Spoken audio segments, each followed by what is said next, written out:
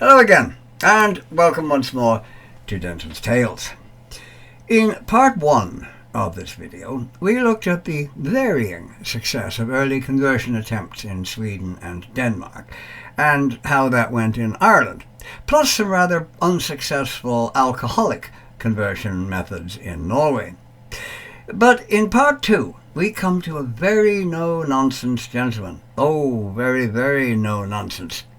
One who didn't take no for an answer, and when he wanted something, he got it, or you got it.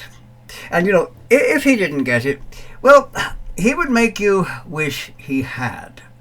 Sadly, all of this eventually reduced the worship of the old gods from the entire population of Scandinavia and Norse territories abroad to a very small number of followers by comparison. The old gods still followed by many people today, yes, but nothing like the numbers in the past.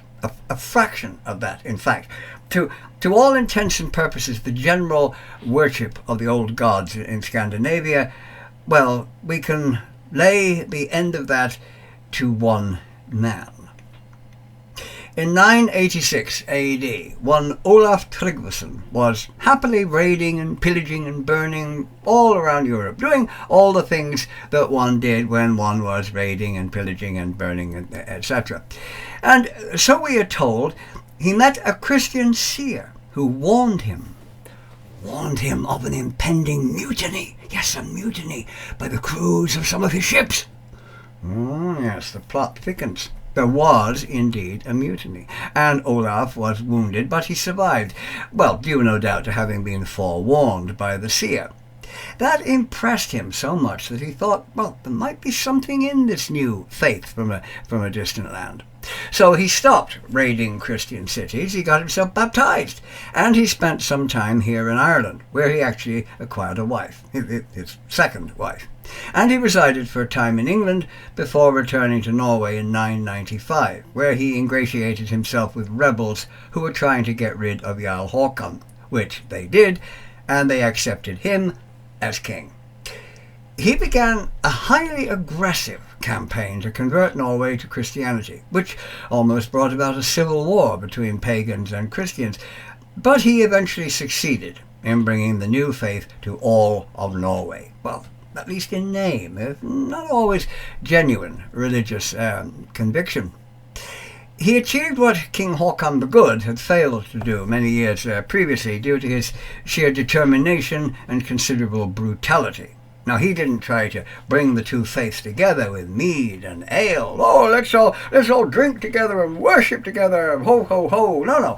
No, he didn't try to get pagans interested in becoming Christians. No, he went for the direct approach, and it was extremely direct. He gave them very convincing reasons to convert. Simply put, convert or face agonizing torture and equally painful death. Yes.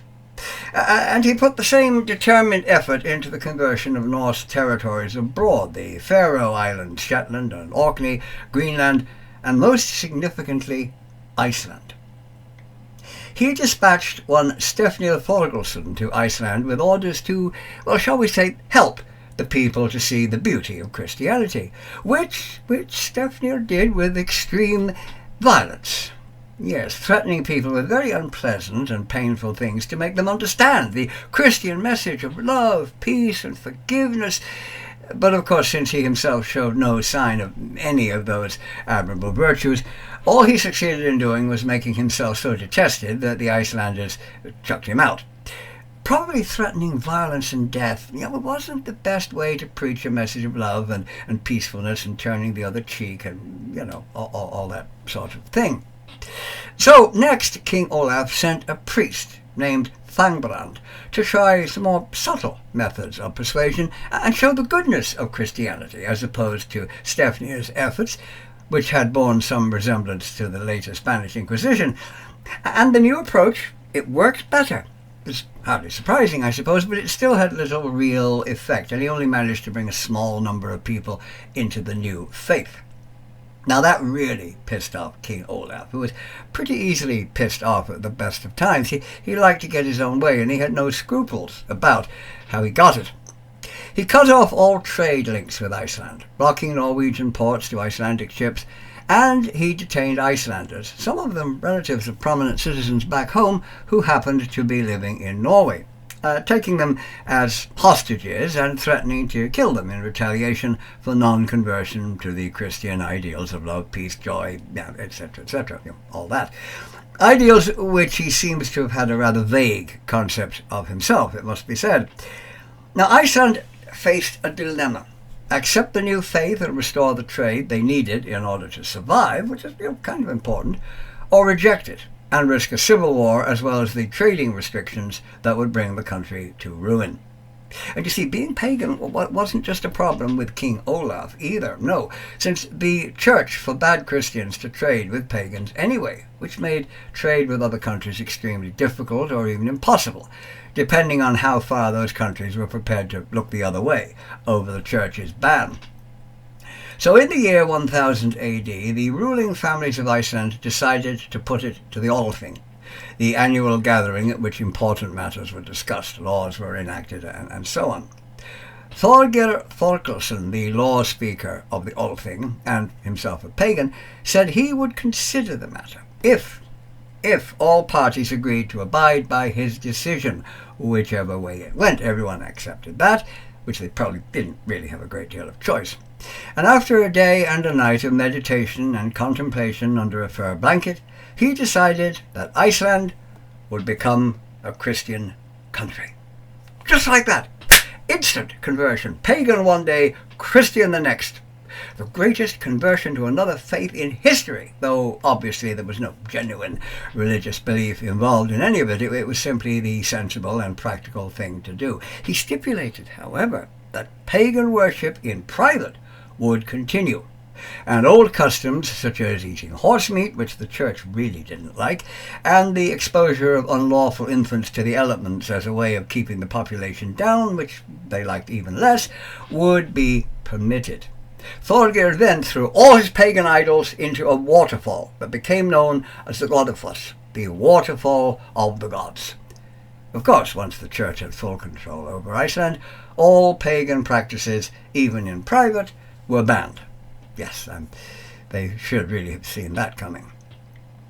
In the Faroe Islands, similar tactics were employed to spread the faith, King Olaf's decree being implemented by the first Faroe Islander to convert to it, one Sigmundur Brestesson, who admittedly did try to use peaceful methods to begin with. I must give him that. But I'm sure King Olaf was very pleased with his methods once diplomacy failed. Sigmundur went to the Althing, there to address the assembled islanders, no doubt thinking that all he had to do was read the decree from the mighty Olaf Tryggvason, and that would be sufficient to convert all the people of the Faroe Islands, just like that. Well, I mean, it worked pretty well in Iceland, after all, but seemingly a bit of parchment with the king's name on it didn't really impress the Faroe Islanders, and he was set on by an angry mob and almost killed. So he resolved to more, personally persuasive methods being better perhaps suited to his purpose, going during the night with an armed group to the home of the local Jarl, Truldur, breaking in and having a friendly little chat with him, a fireside chat, man to man, pointing out the great benefits to be had by accepting the Christian doctrine of love and peace, namely keeping his head where it was, on his shoulders. Truldur saw the light, as it were, and he was converted. Amazing, wasn't it? Yes. Going on to bring King Olaf's desire to bring love and joy to the Faroe Islands a reality. Now, he got his own back, however, a few years later, attacking Sigmundur one night and forcing him to escape by jumping into the sea and swimming to safety. Or at least the swimming part of it went pretty well. The getting to safety, not quite so good. When he dragged himself ashore on a nearby island, totally exhausted, a farmer spotted the very valuable gold arm ring he wore and decided to save Sigmundur the trouble of carrying it around by killing him and taking the ring. Isn't karma a bitch? In September of 1000 AD, King Olaf sailed into battle on his great warship, the Ormren Langi, the Long Serpent, some 120 feet long and possibly the largest Viking warship ever built, with a crew of up to 180 men, but even she couldn't win the day for him. She was boarded and captured by the enemy, and King Olaf threw himself over the side as they attempted to seize him. He was never seen again. And I don't think really one would mourn too much over that. For the next 15 years, paganism had somewhat of a revival under the rule of the Jarls of Lade. But in 1015, King Olaf Haraldsson II, half-brother of the very famous Harald Hardrada, came to the throne, and the last vestiges of the old pagan faith in Norway began to die out. He is often credited with being personally responsible for ending paganism in Norway, though in truth he probably had little to do with it, and his own Christianity was highly suspicious, it being very likely that he simply used it to increase his power, though he wouldn't be the only one to do that. And oddly enough, skaldic verses attributed to him which describe romantic relationships are totally pagan references rather than Christian ones, which is a bit strange to say the least.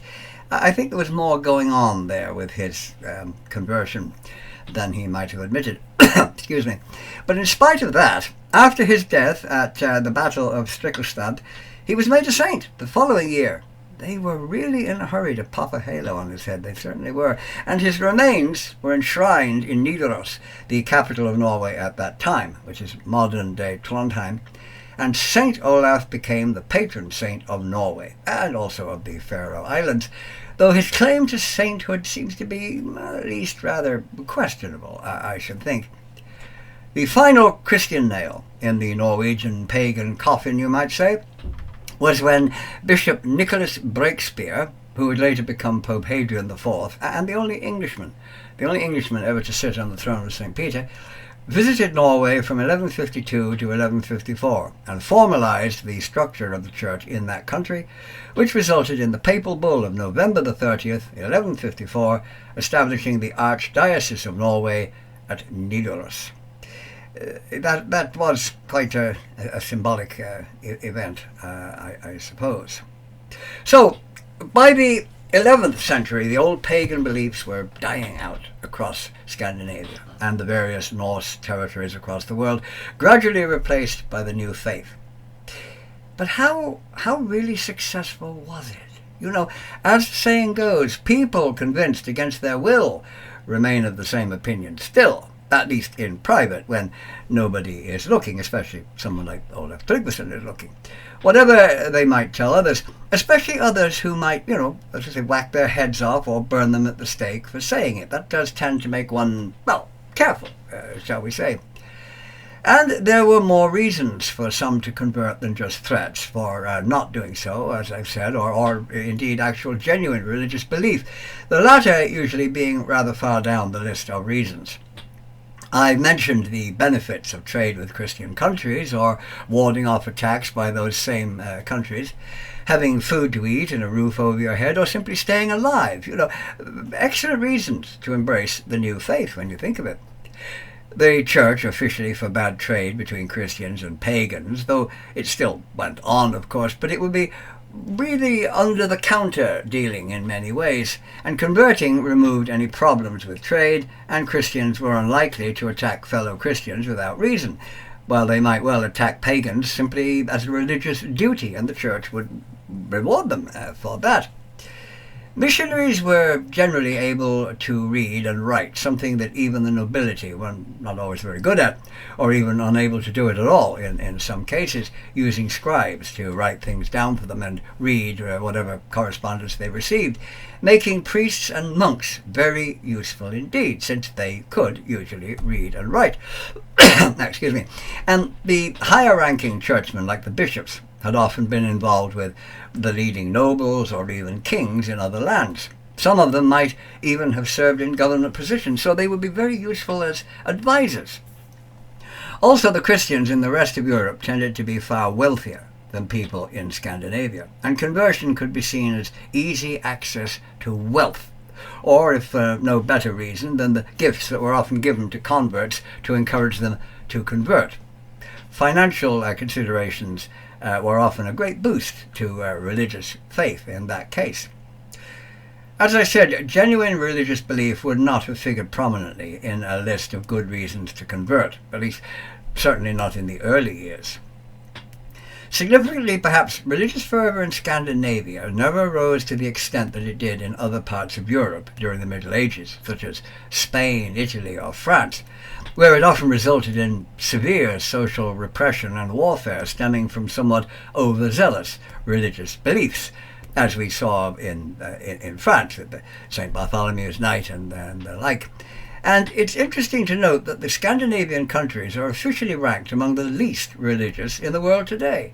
Research has been actually done into that, and while many people there, when asked about religion, do admit to having a faith in something, it frequently isn't the God of the Bible. I find that rather interesting.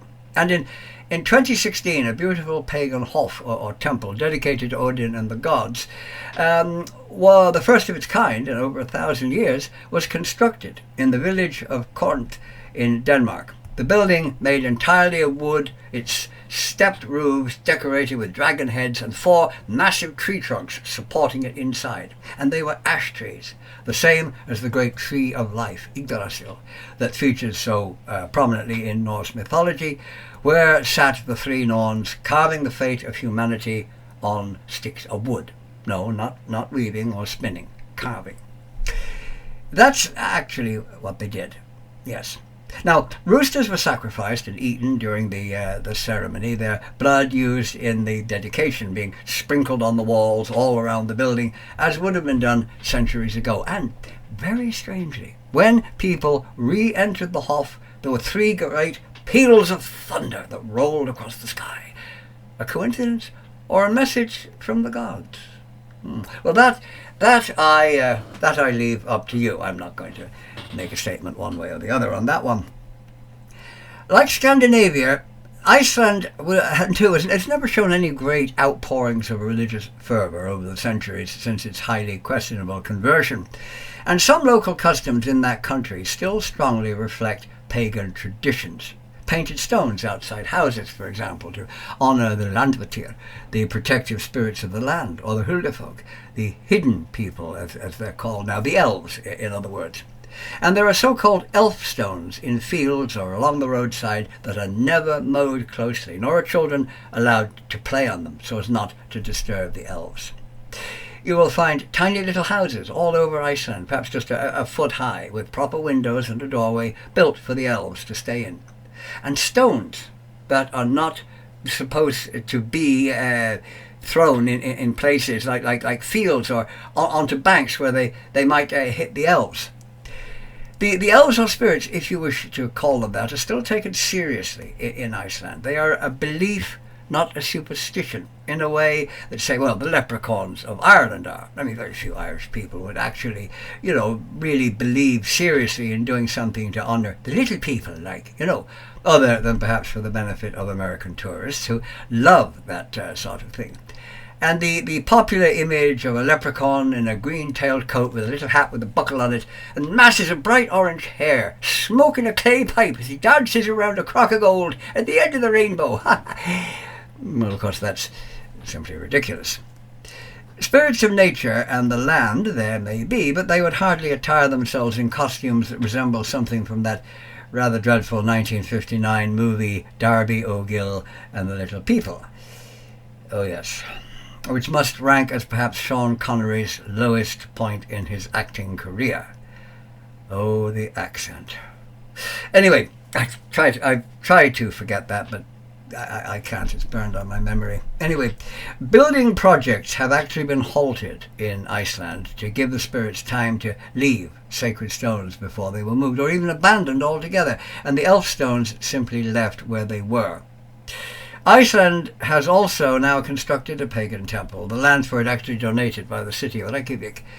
There is also a pagan temple in that very Catholic country, Poland, believe it or not, dedicated to the old Slavic gods in that case. So that is the story of how Christianity came to Scandinavia and the Norse territories abroad. Of course, pagan traditions continued, though usually well out of the sight of the church authorities, but as an underground subculture, you might say, rather than an open religion. The church seldom displayed the tolerance that pagans had traditionally given to those who worshipped differently to them, something shown by the reception many early missionaries received, often being ignored or just told to go away, but sometimes allowed to preach quite openly and seldom physically harmed. Pagan attacks on Christians and their property simply for being Christians were very, very rare. There was usually another reason when that occurred, such as the aftermath of the St. Brice's Day massacre on the 13th of December 1002 AD, when the English king Ethelred the Unready, who might have been better titled Ethelred the Completely Useless, ordered the killing of all Danes living in England, some of whom would have been Christians themselves by that time. Now, very few people were actually killed. He couldn't do much in the Danelaw. The Danes were far too strong there, so he could really only attack those living in close proximity to the Saxons, which made his plan a total non-starter right from the beginning. But among the dead was said to be Gunhild, the sister of King Svein Forkbeard, himself a Christian. An avenging Danish army systematically destroyed churches, but not simply because they were Christian as such. King Svein was a very generous man to the church as it happened. It was an act of revenge motivated solely by Ethelred's own stupid and badly thought out actions, and churches made a good symbolic target. The Viking raids on churches and monasteries are sometimes seen as indicative of a pagan hatred for Christianity, where of course in fact they were simply financial common sense. Most of the wealth in those days was held by the church. Church buildings were filled with gold and silver, rich jewel-encrusted artifacts, expensive vestments, and monks and priests who could read and write were very valuable captives. So of course the Vikings raided where the best profit was to be had. It had nothing at all to do with religion in almost all cases. Now, yes, some Norsemen would have hated Christians, just as all faiths contain bigots who hate anybody who believes differently to themselves.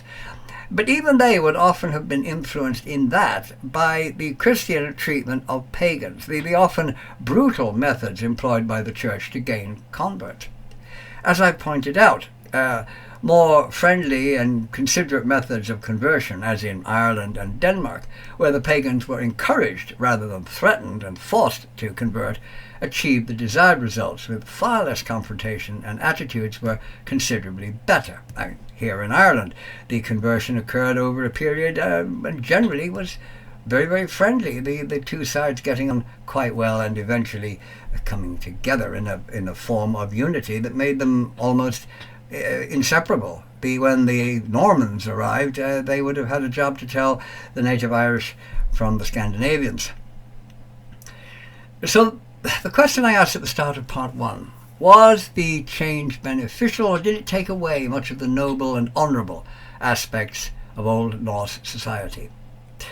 It did little to reduce the violence that had been associated with raiding. The knights of medieval Europe, the kings, the armies, well, they were just as brutal, sometimes even more so, and often using the church to assist them, confess one's sins, get absolution, and start all over again. Nothing really changed from the violence point of view. The strict codes of honour and the keeping of oaths declined, unfortunately, as did tolerance towards those persons of other faiths, the church having none at all, whereas the pagan Norse could be very tolerant of others, intermarrying with those of other faiths and converting to them, as I say happened in Ireland.